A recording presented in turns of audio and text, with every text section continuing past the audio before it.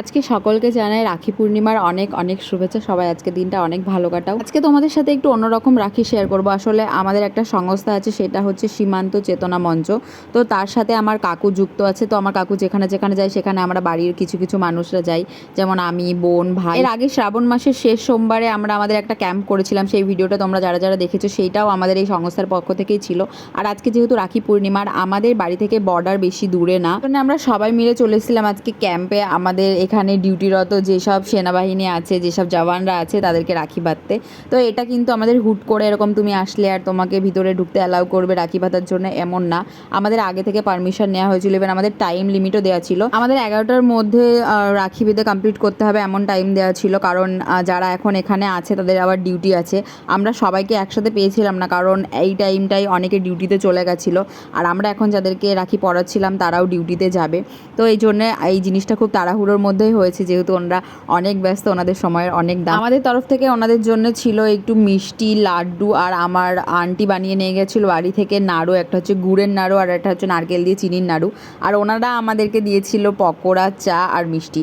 আমরা প্রথম ক্যাম্পটা তো কমপ্লিট করে ফেলে দিয়েছিলাম। আর এখানে বর্ডারের সাইড দিয়ে একদম রাস্তা দেখো, সেই রাস্তা দিয়ে ভিতর দিয়ে ঢুকে আমরা সেকেন্ড ক্যাম্পে চলে যাচ্ছিলাম। এই রাস্তাটাতে কিন্তু অন্য সময় অ্যালাউ করে না। আজকে যেহেতু আমরা যাচ্ছি ক্যাম্পে, এই জন্য আমাদেরকে এখান দিয়ে গাড়ি ঘোড়া চালাতে অ্যালাউ করছে। অন্য টাইমে এদিক দিয়ে একদম লোকজন যায় না। এর পাশে ওই সাইডে যে রাস্তাটা তোমরা দেখতে পাচ্ছ, সেখান দিয়ে হচ্ছে এমনি নর্মাল গাড়ি ঘোড়া যায়। তারপরে আমরা সেকেন্ড ক্যাম্পেও চলে এসেছিলাম। আর ওনাদের জন্য যে মিষ্টি আর নাড়ু ছিল সেগুলো আমরা বাটিতে সাজিয়ে রেখেছিলাম। আর তারপরে সবাই ওখানে লাইন দিয়ে দাঁড়িয়ে পড়েছিল।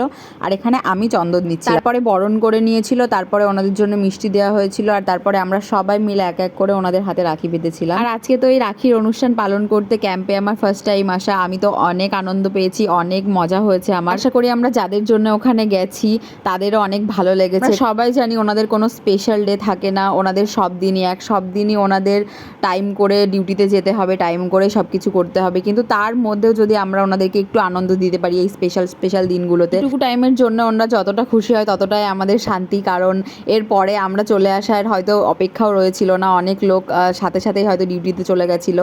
আমরা এমনও হয়েছে রাস্তা দিয়ে সবাই ডিউটিতে রয়েছে বর্ডারের সাইড দিয়ে, সেখানেও গাড়ি থামিয়ে থামিয়ে রাখি পরিয়েছি। যতটা পেরেছি আমরা তাদেরকে অনেক আনন্দ দেওয়ার চেষ্টা করেছি। আশা করি তারা আনন্দ হয়েওছে, কারণ তারাও আমাদের মতন অনেক ফ্যামিলি মেম্বারকে বাড়িতে রেখে দিয়ে এখানে আমাদের জন্যই আবার কাজ করছে।